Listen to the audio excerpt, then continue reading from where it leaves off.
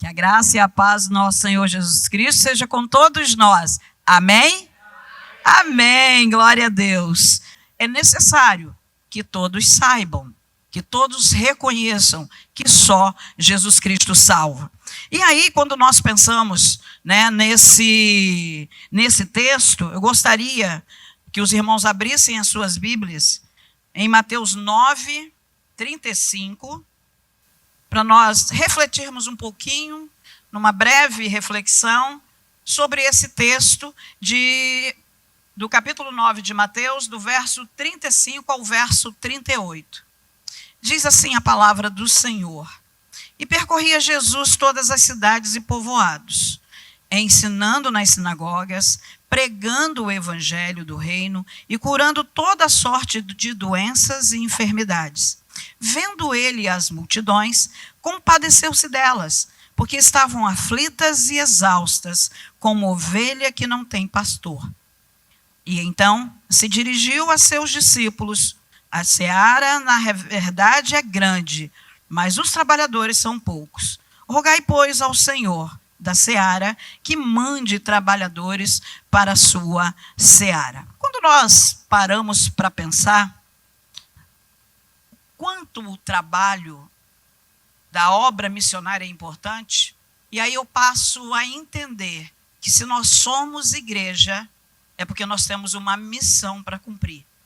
Não é para ficarmos nos congregando aqui, é bom? Sim, louvar, orar, estudar a palavra do Senhor, é excelente, é maravilhoso. Mas o trabalho, ele está para além das quatro paredes. O trabalho de missões não é dentro da igreja.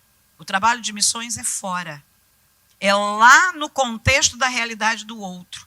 E Jesus, nós temos aí o missionário por excelência, né? O primeiro missionário no sentido de conduzir a igreja, de convocar, de chamar e de dar uma incumbência importante para que o homem realizasse uma ação específica, porque foi chamado, porque foi escolhido. E quando nós nos reunimos enquanto igreja, nós temos que assumir, vamos dizer assim, o significado dessa palavra, o ser igreja. O ser igreja na vida das pessoas. E aí nós deveríamos estar pontuando alguns alvos específicos para que a atuação da minha igreja, do corpo de Cristo, ele seja realmente, vamos dizer assim, de valor. E olha que Jesus, ele era um missionário que dava o direcionamento, que ensinou os seus discípulos o que eles deveriam fazer. E por eles serem discípulos, eles estavam num sistema de aprendizado. Eles estavam aprendendo com o mestre por excelência a como fazer. Porque enquanto discípulos, eles são seguidores e são ensinados. Eles são aprendizes.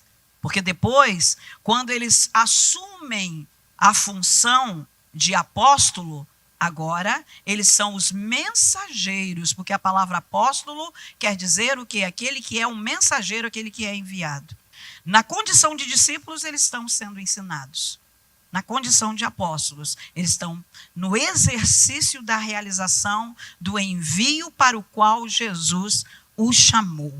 E aí, quando eu penso nisso, nós devemos estabelecer alguns alvos. E Jesus mostrou isso de forma magnífica. Lá no verso 35, o que Jesus está mostrando para os seus discípulos? E percorria Jesus todas as cidades e povoados. Em algumas traduções, aldeias.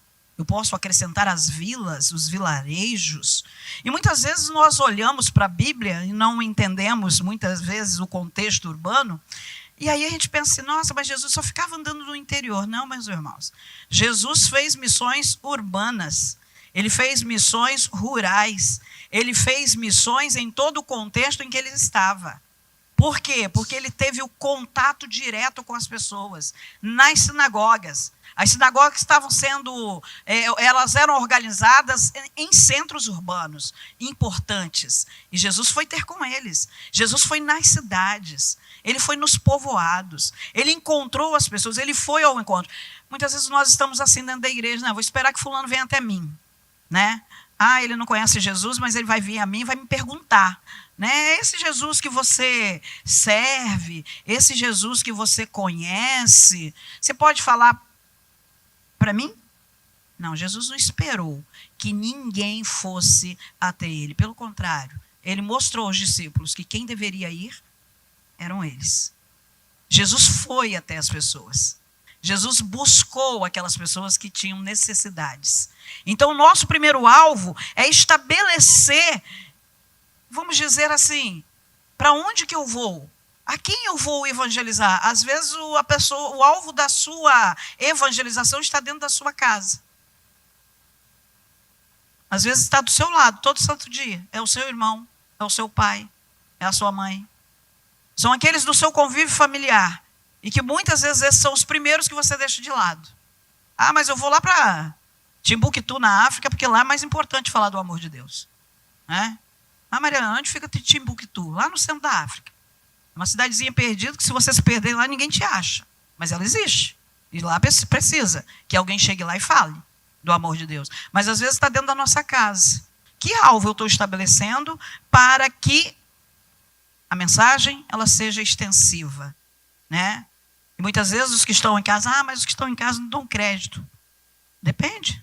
Depende do seu testemunho, de como você testemunha perante seu irmão, perante seu tio, perante seu pai, perante sua mãe. Se você realmente é um servo fiel, eles vão dar crédito. Eu lembro no ano passado, na conferência da Igreja Multiplicadora, pastor que estava ministrando, um norte-americano, ele falou assim: irmãos, eu orei 32 anos pela conversão da minha mãe.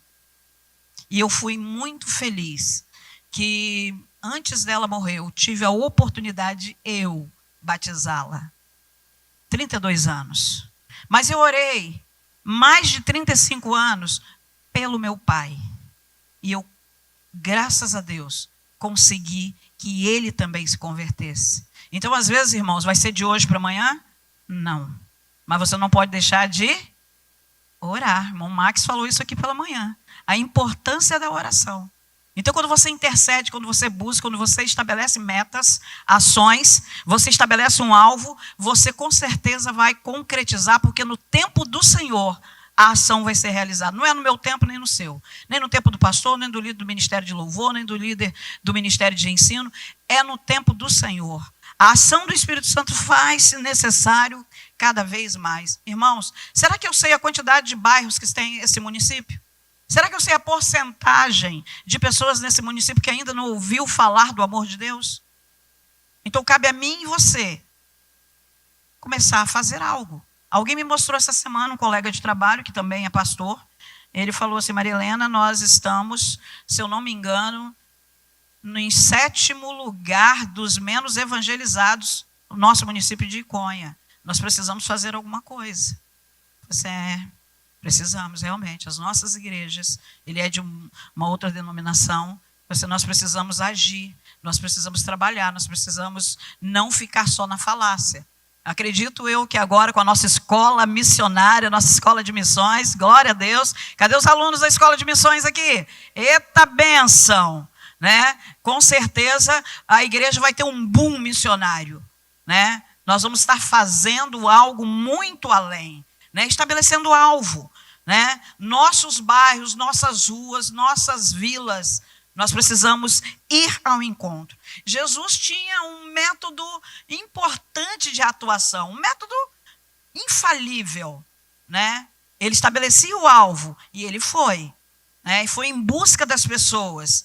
Então, irmãos, quando nós, enquanto igreja, temos uma visão bem real do que nós devemos fazer, nós ultrapassamos a fronteira das 4 paredes.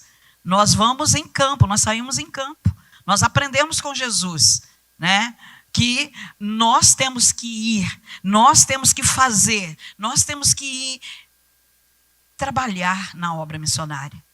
Aqui, no extremo do nosso estado, no nosso país, no mundo. Porque a mensagem de redenção, o ide entregue por Jesus, foi para todos. Né? Claro que de início foi para a casa de Israel, mas depois Jesus ampliou o cenário. Né? O alvo passa a ser o mundo, o campo é o mundo, né? A partir da minha casa. O campo, a seara, é a partir da minha casa. E aí, nesse método, primeiro ele fez o quê? Ele ensinou. Nós estamos aprendendo, nós estamos estudando, né?